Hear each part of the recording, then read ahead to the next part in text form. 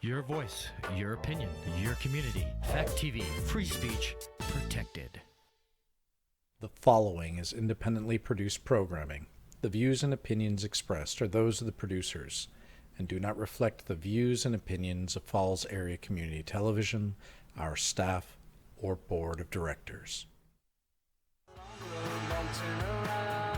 Secrets in the shadows, lost and found. Truth in every echo, loud and clear. Keep on with the long road, no more fear. In the halls of power, whispers grow. Every secret got beneath the undertone. Honest stories hidden in the dust. On this long road, in the truth we trust. Hello, welcome to The Long Road. I'm your host, Chris Roberts. What we're going to do today is we're going to talk about the most valuable thing, the most essential thing to having or maintaining any democracy. We need a quality education to maintain our democracy. We require people with social skills, people who are willing to listen to other people's opinions. Right here, Harper Magazine, The Social Skill Crisis. It's amazing how many people do not have social skills. Why? You ever walk down the road and watch people with their face in their phone? When I was driving here today, there was a young lady who came up to the crosswalk and walked across the crosswalk and never once ever looking at traffic as she maintained her face in the in the phone. There's another one, free inquiry. Education enlightening values. The trouble with academic philosophy and critical thinking. Who teaches critical thinking? More and more, it's just shut up and let me feed you. And go, oh, wait a minute. I'm going to a public college. I'm going to pay $150,000 and it may take me 5 to 6 years to graduate when it's only supposed to take me 4 years to graduate, and you don't allow me to ask any questions.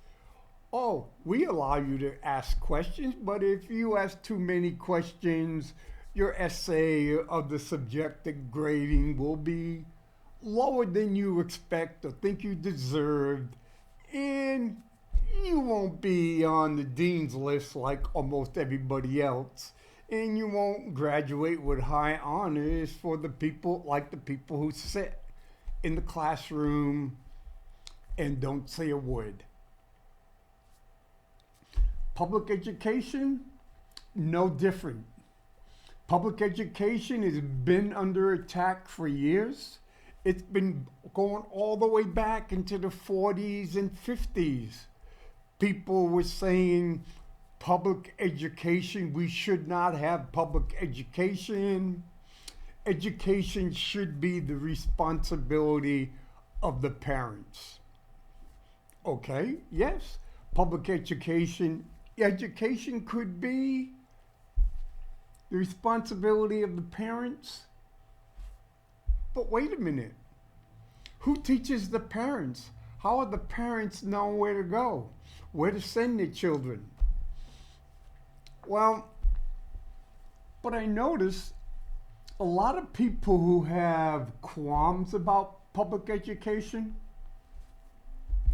they're not at the bottom of the list. In a lot of cases, they're already sending their kids to private schools. So if they get a voucher or they get one of the monies that's given to the family and the family decides where to spend it, the family decides where to spend it on, that's really like money in the bank for a lot of wealthy families. Now, like in the state of New Hampshire, when it went up to 400 times the percent of the median, 400 times the median household income. Well, in Keene, the median household income, depends where you look, could be like $60,000 to $80,000. So that means if you make $250,000 to $300,000+, technically you could get one of the vouchers to determine where your child was going to go for school. But let's look at it. Is all this about the quality of education? Is this about selfishness? Is this about money-making opportunity? Is this about reducing taxes? Is this about abolishing public education? Is this about turning education into religion? Well, it's part of all that and much more.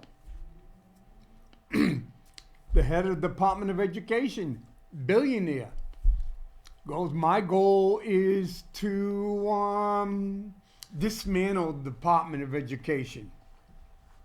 The president says we gotta return the education back to the states. It's gotta be local.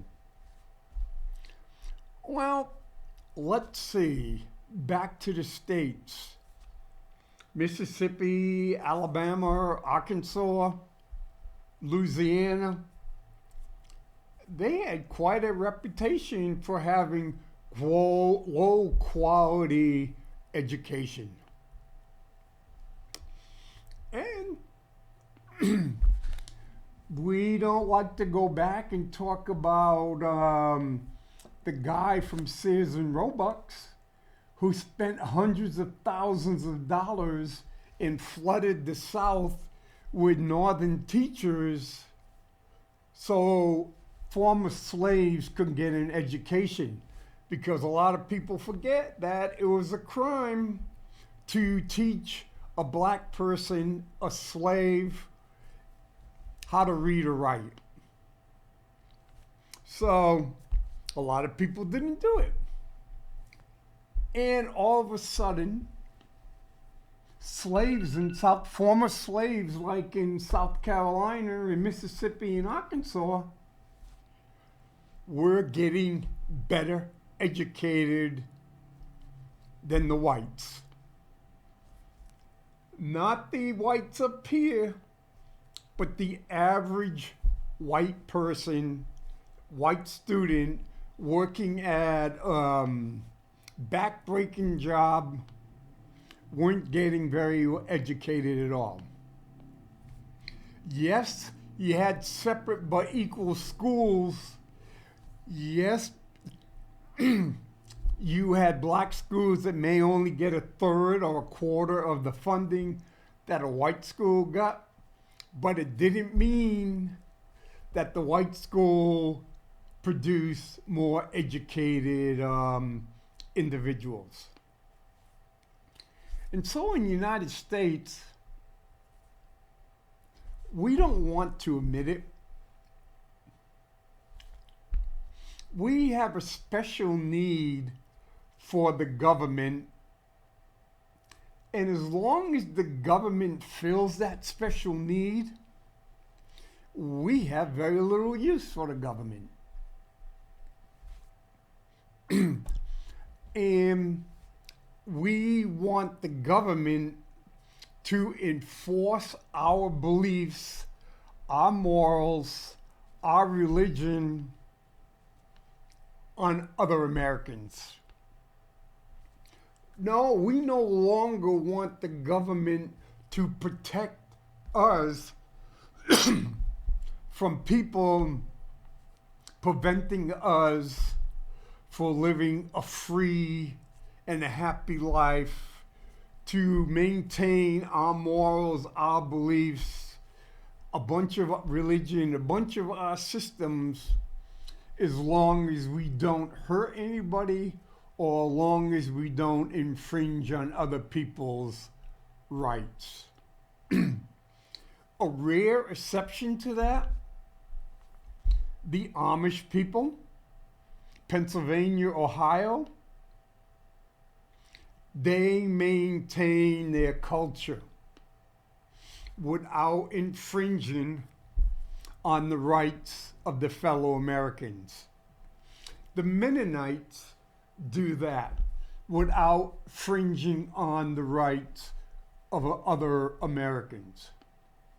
They maintain their own communities, they maintain their own religion, they maintain their own schools, they maintain their own economies. But not the majority of the Americans. Because if I personally do not want sex education taught in my school, even if my child isn't there anymore, I will get a number of other people who believe the same thing, or will hop on under pressure and go to the local school board and pressure them not to teach sex education in school. If I can't get it, we'll say, oh, we won't teach sex education until 8th grade. And my child does not have to attend any sex education classes. Why? Because if you teach kids sex education, they're going to go out and have sex. I want to protect my children's purity. I don't want the state forcing those morals on my child by teaching them putting immoral thoughts in their head. If I'm a fundamental Christian, I can get together with a group, go to the school board, and say, I do not want world religions taught at the school because my God is the only God. Every other religion is a false religion.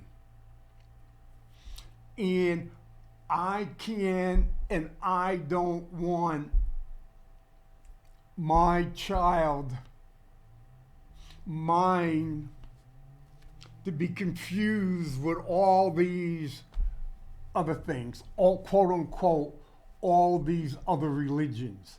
I can't have the public school teaching my child that we need to treat all religions equally when those religions are false. Or I don't like the school teaching about slavery. Like the president said, slavery wasn't all bad. Slavery wasn't as bad as it's being taught in school. We have to come up with a way to give a more balanced approach of teaching about slavery.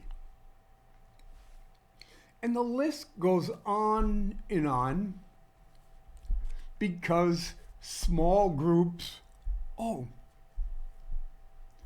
they'll get all up and saying, hey,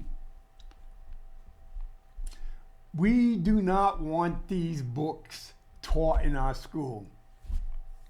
Both liberal, conservative, we can't put Huckleberry Finn because it has the N word. We can't do Mice and Men because it has a gay character. And we can't kill the Mockingbird. Okay, we can't do the Scarlet Letter because it's about adultery. And the list goes on and on. Okay? So, what do we have our children read? We can't do Shakespeare, Merchants of Venice, because it's about a Jew. We can't do Macbeth because Macbeth has witchcraft and goes on and on. So we want our public school to educate our children and ensuring they graduate after 13 years without ever being exposed to the realities of life. Yes, people practice witchcraft. Yes, there's Jewish bankers. Yes, there's gay people. There's gay politicians. Okay? You can, everything that you do not want your child to be exposed to, that child would then graduate from high school without the ability, without the social skills to deal in reality. So people go back and forth arguing about education, arguing about the value of public education. Okay? What is public education? Well, look at it this way. Public education in the United States, unlike most of the world, is totally left up to local school boards. Whether it be 3 people, 5 people, 9 people. Yes, there are some restrictions because if you want to get federal money, there comes with requirements with that money. And so even if you do not agree with all those requirements, very, very, very few, a minute number of school committees, school boards will turn down federal money. It's too enticing. It allows the federal government to oppose their will at the local level. Okay, there is no national standard. If I'm over here, and you know what? I don't want to pay to educate the people because, you know what? That means my taxes are going to go up. So if I have a sweatshop working 8,000-9,000 people, the last thing I want to do is provide a quality education to the children of my workers. Those children of my workers are my replacement.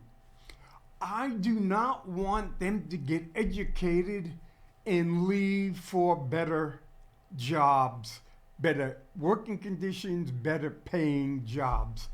I want them to be stuck in this area.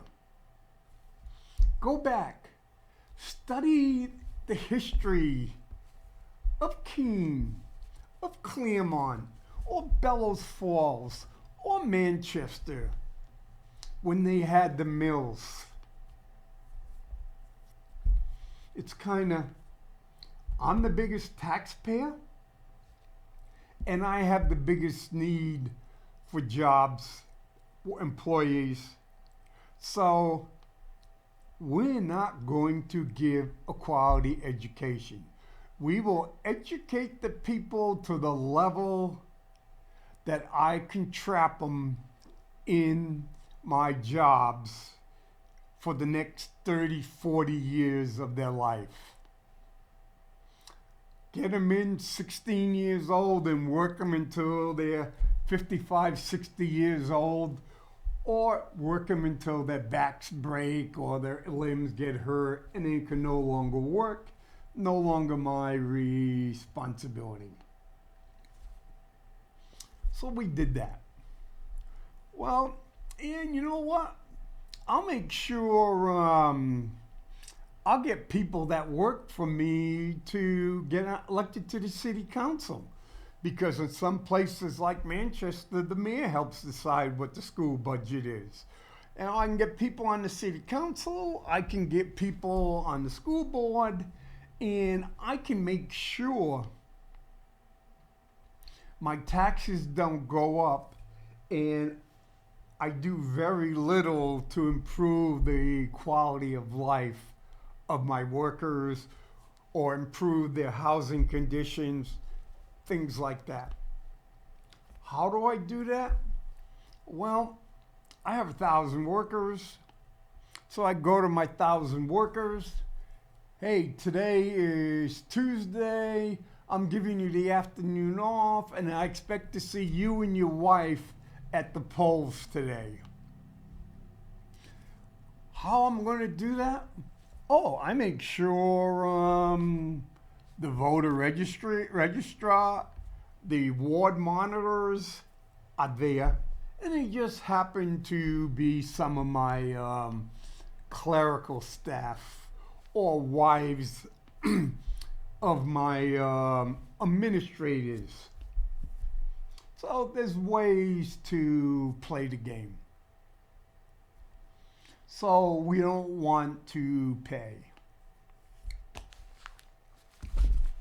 Okay, in 1955, a man named Sloan Wilson, Sloan, wrote an article in September 1955 of Harper Magazine. And the title was, "Public Schools Are Better Than You Think." This was in 1955. And what were some of the problems with the public schools in 1955? You know, 10 years after World War II, when we defeated Nazism, fascism in Europe, we defeated Japan in some of its racist attitudes towards other Asians. 2 years after we signed an armistice with North Korea and China to prevent the spread of communism. And we have people saying American schools, public schools, suck. We need to get rid of public education in the United States. Well, this is what back in 1955, there are still those who seem convinced that public schools are promoting socialism of some kind or worse. The schools have been called godless, their faculty described as cotton-headed. Arguments were started everywhere over the question of whether there should be federal aid to education. The phrase crisis in education has become a cliche used by some to mean that the schools are inept and others to mean they are woefully short of money. A visitor to this country would presume from these headlines that things have never have been so bad. 1955. We have godless public schools. We had inept teachers. We have public schools. It's just socialism. They're teaching socialism. Not communism, socialism. They were teaching European style socialism. This is America. We can't have that. So what we're saying is every kid has a right to a quality education, but public education is taught by inept teachers. But how can we give a quality of education when we have local school board in states who don't want to fund education? Because what was happening by 1955?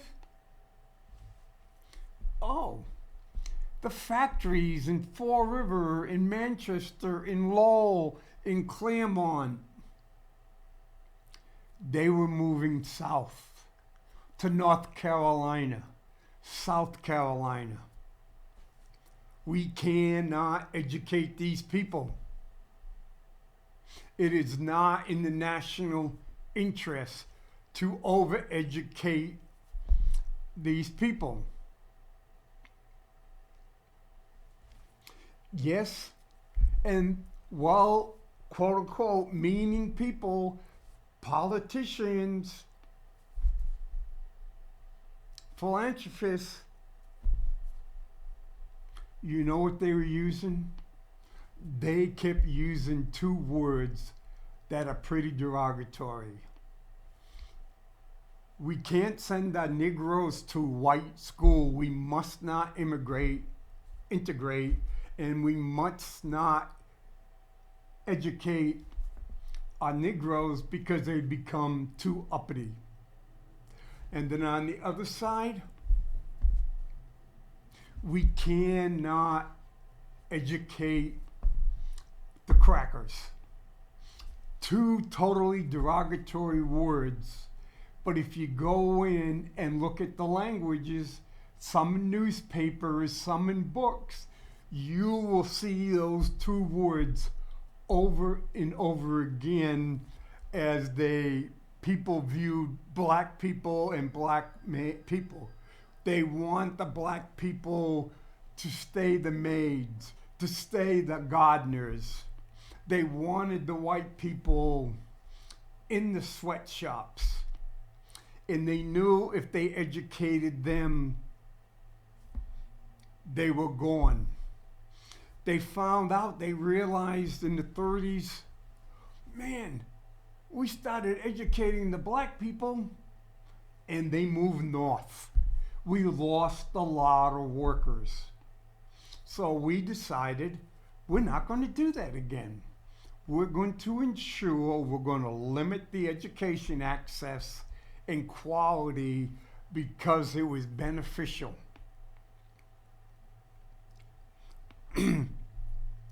He wrote in 1955,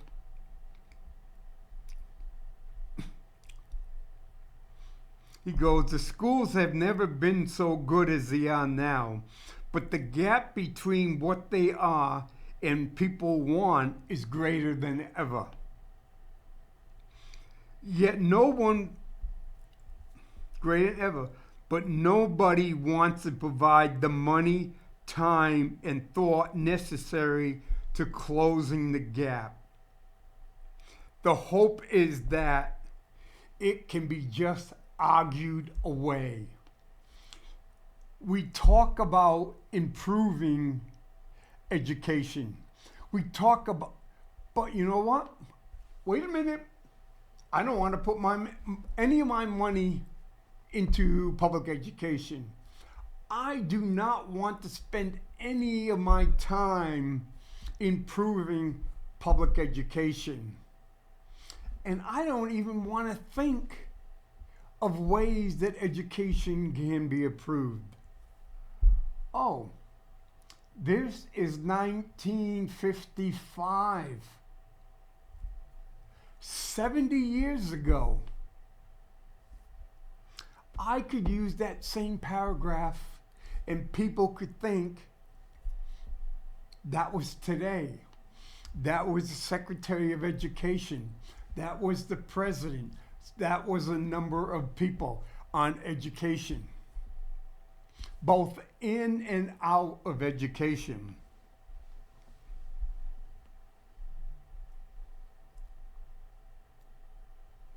The idea that we once had marvelous public schools and then modern philosophies of education has ruined those schools is obvious nonsense. No nation has ever had good public schools for all its people.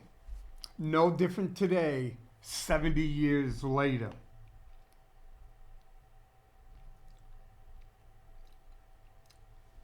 Or seriously tried to get. We don't, in the United States, we're not working for good public education. That's lip service. You know why we don't want quality public education? Okay, like in Texas, they say the top 25 people, graduates from this high school, gets to go to the University of Texas. The numbers are wrong, but I'm giving it as an example. Well, wait a minute. We provide a quality education to these people down here. These poor white, these blacks, these brown people. And holy crap, 2 of them graduate in the top 25. So that will irritate 2 wealthy or upper income white parents because their child is no longer guaranteed in a seat in the University of Texas, but now has to compete for all the other people in Texas that want to go to the University of Texas but didn't graduate in the top 25. So, again, being on the school board for 21 years, there are an awful lot of selfish parents out there. They want to take care of their child, and once their child is taken care of, then we can take care of the rest. They will not support anything that will put their child at risk. It doesn't matter how lazy their child is or how much of a troublemaker their child is. They have no problem with their child getting extra time, extra credit, or extra bonus points, inflated grades to stay up here. It's a small group everywhere in the country, every school district.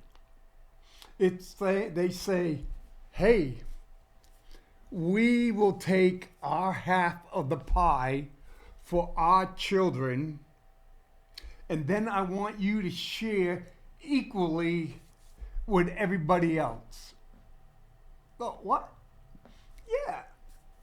Half of the pie has to go to the top 10, 15% of the students, and the rest of the pie will be shared equally between 85 and 90% of the students. And yes, we live in really good housing, and we're not going to support more money for the school because our taxes would go up. I remember on some of the public sessions, one woman came up and says, I expect you to get my kids into an Ivy League school. That is not public education. The purpose of public education is to give a balanced education. If you want your child to make it and accepted into an Ivy League school, you as a parent have to do more for your child. You can pay for your child to get tutoring.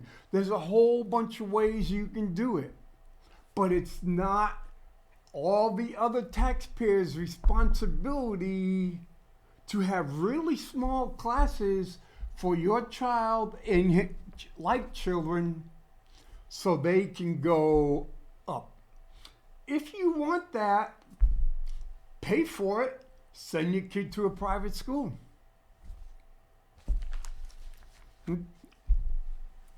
Just think.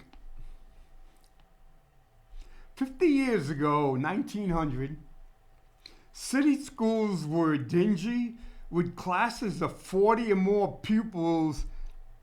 Common country schools were one-room affair with children of various age and ability taught together. Few teachers had anywhere near the education most do today. The elementary school curriculum was mostly limited to the 3 R's, and the high schools confined themselves to college preparatory courses, and the majority of students never went to high school. Hey, look at the small towns. Claremont, Newport, Winchester, Hinsdale, a lot of these towns, the kids went to 8th grade, finished 8th grade with the 3 R's, barely reading and writing and doing arithmetic, and went into the factories to work. Only the people who had the nice houses, the Victorian houses, got to go to high school and got to go into college preparatory courses. I went to a school like that. A lot of the girls went into home ec or technical ones where they learned typing and stuff, shorthand because they were going to work in the insurance companies. The boys went to the tech so they could learn how to fix machines, operate them and everything to fill in.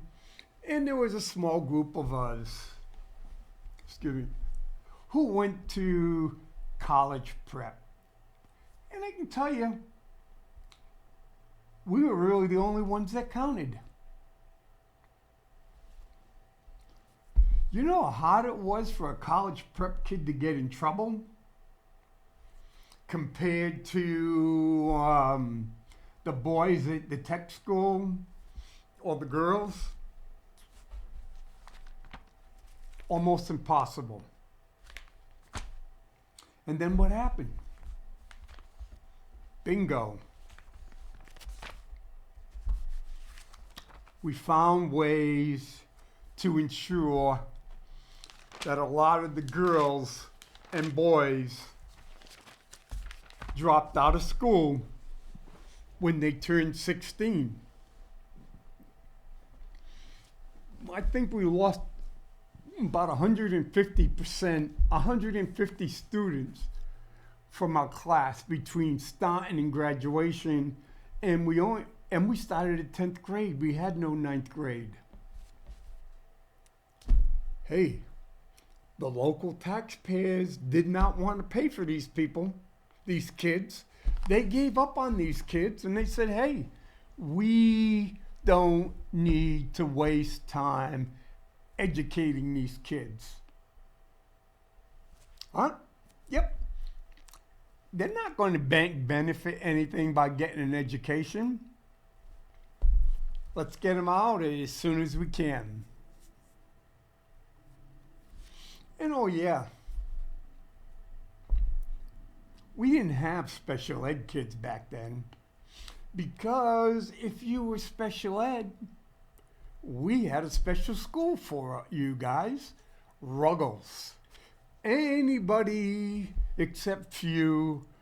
I remember we had a girl and we had a guy that were blind, but they came from pretty good families, had good medical treatment, and they did really well. But all the other special ed kids, they went to Ruggles School, where they were babysat, not educated. Now, the Secretary of Education has a really question she couldn't give the answer the other day is, what about educating federal funding for special need children? The federal government requires it, but they don't fund as much as they're supposed to. They're supposed to fund up to 40% of the local tuition. And so what happens if the federal government does away with the mandate to educate special needs, or maintains the mandate and says you have to fund it all out of local taxpayers? I can guarantee you there'll be an uproar and they'll find ways to cut courses, or they'll do the basic minimum to take care of or placate the needs of special needs children. As of right now, special need child can be educated until 21 in a public school, but around the state of New Hampshire, most of the special need kids go to 18. A lot of them get really high marks, honors and everything, and they're given their diploma with honors and set out to the world where they're not prepared to function. But hey, it fits the numbers, it's a graduation mark, and we don't have to pay because some special need kids may cost $30,000, $40,000, $50,000 extra. So we get rid of the individual, pass them along, and we're saving money. So let's talk about it. The state of New Hampshire is giving vouchers, and we go in and let's talk about how the vouchers are working. It started in Arizona. One that's called the Refresh Learning Center. It has a few dozen students. Okay. It's an extension of a church, and it employs 4 full-time teachers. 2 teachers have a college education. 1 teacher has a teaching certificate.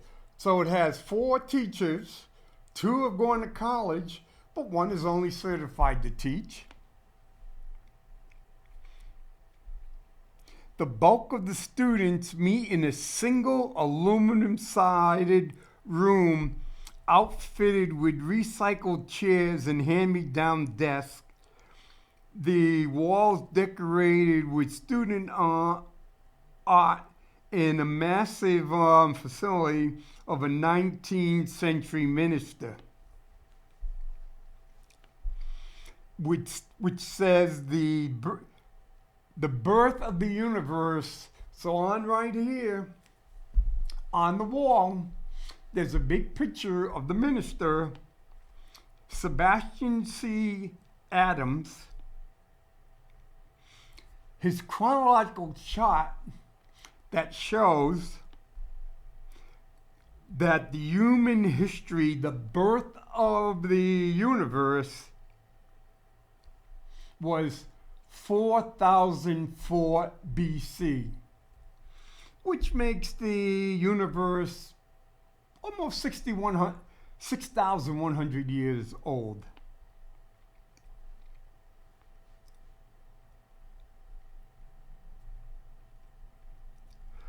The high school is in a repurposed supply closet. The curriculum is unaccredited. Still, the little school has seen its enrollment now with curious newcomers each year. Parents are attracted because you only go to school from 8 to 2 p.m. They only go to school Monday through Thursday. And they keep the tuition less than $7,000, which is pretty good because the state of New Hampshire, Arizona, will give you $7,500. No money out of pocket. So the kids only have to be there 24 hours a week, and they get Friday, Saturday, Sunday off.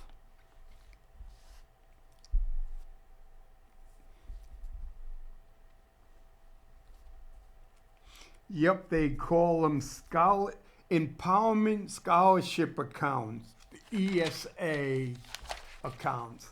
In New Hampshire, they call them the Freedom Accounts. So they average about $7,500. For students with disability, this number could be as much as 6 times higher.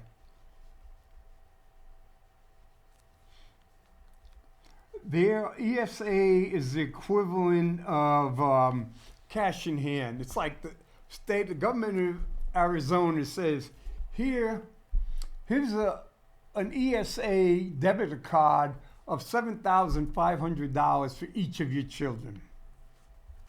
Okay? And not only that, you get to determine what is an educational expense.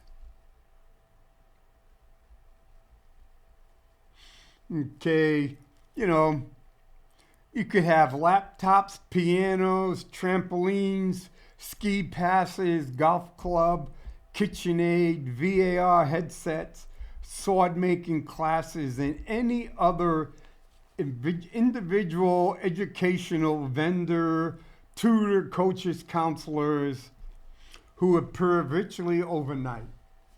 So, yep.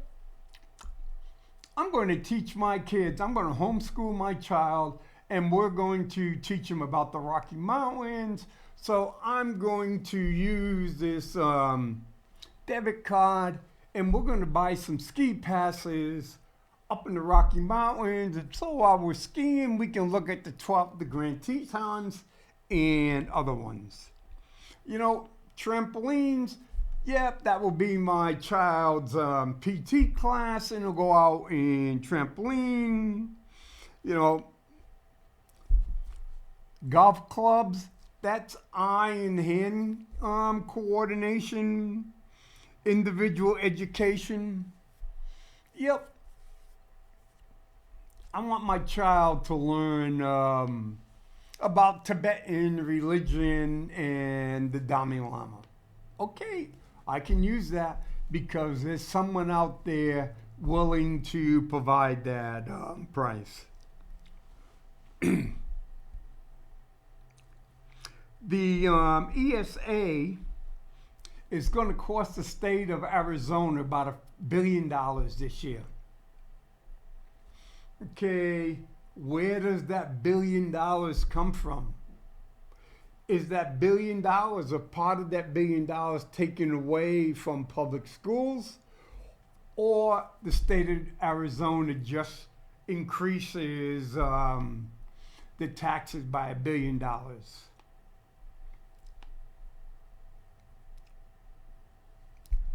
Right now in Arizona, more than 80,000 students are getting ESA voucher.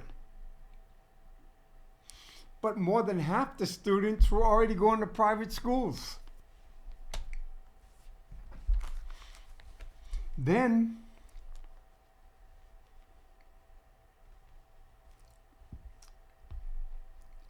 now it's causing problems because it all depends on which schools, so they may have to redistrict people to make sure there's the right number of people in each school. The number of the largest districts have seen enrollment declines of more than 10%. In March 2024, the state superintendent of public education says Arizona is short of public school teachers is $2,300, and he expects it to continue.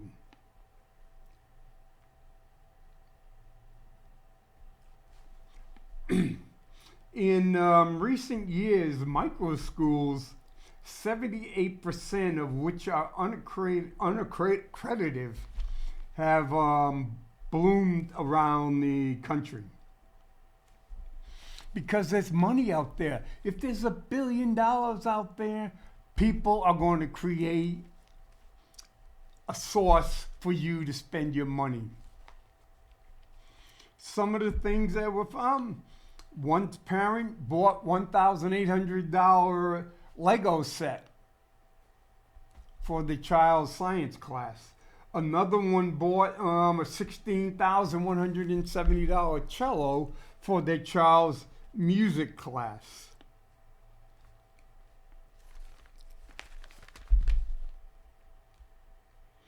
And what was right here? Most of the,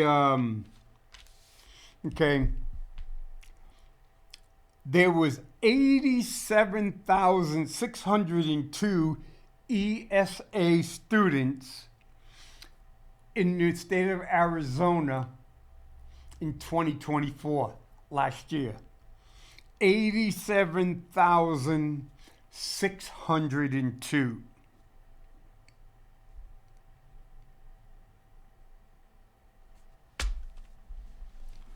Of that 87,602, over 44,000 came from the wealthiest school districts in the state. Over 50% of the kids came from the high-income family. Well, why? A number of the parents felt that the school academics were way too rigorous. Of that 87,602 ESA students, a grand total of 323 students came from lower income districts. And so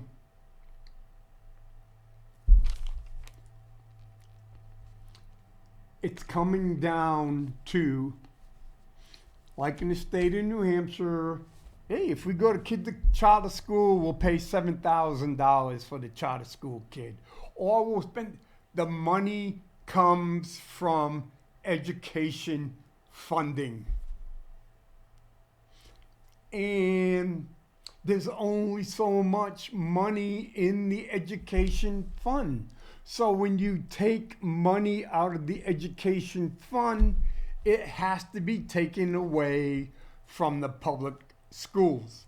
If you don't increase the education fund, that means there's less money to go around. And you know what? One of the amazing, but probably not surprising thing about these savings accounts or ESA is that they of the 18 states that they're in, most of them are at the bottom of the list when it comes to school funding. Guess what? New Hampshire is at the bottom of the list in school funding. I've seen certain places when New Hampshire was number 50th, lower than Mississippi when it comes to school funding. The New Hampshire Freedom Account has nothing to do. Well, let me put it this way. The New Hampshire Freedom Accounts is helping religious schools. It's helping private schools. But you got to be careful what you're asking for. is because you have a group of old men and old women at the State House who don't want to pay educational taxes. They feel, hey, I've already got mine. I don't want to pay anymore. And so what they're doing is starving the beast. They are taking money out of the education fund and paying it to wealthy people or upper middle class people, and the majority who are already sending their kids to private schools and allowing them to put more money in their pocket or hire tutors, all that kind of things. Well, the other people, the middle class ones who are getting those freedom accounts, people are creating these mini schools, crappy schools, like the one in Arizona. Oh, we got 4 teachers, 2 from college, 1 certified. And let's give you an example right here. The school day starts with the Pledge of Allegiance and prayers. Chores follow, mucking the chicken coop and turtle cages, raking the backyard, organizing tools in the workshop. The academic portion of the day is highly individualized. Grade levels are not separated by age, but by ability. There is a 13-year-old in 2nd grade and a 13-year-old in high school. Students work in traditional hour-long blocks, plus a free, including Christian passages. Wait a minute. If my child is 7 years old, I don't want her in a class with a 13-year-old. And what are we doing with a 13-year-old that's only on a 2nd grade level? Or a 13-year-old saying, hey, you're in high school, skip all this, we're going to graduate you. Quality education, new schools, unaccredited, taught by unaccredited people with an unaccredited curriculum. Is that the future of American schools?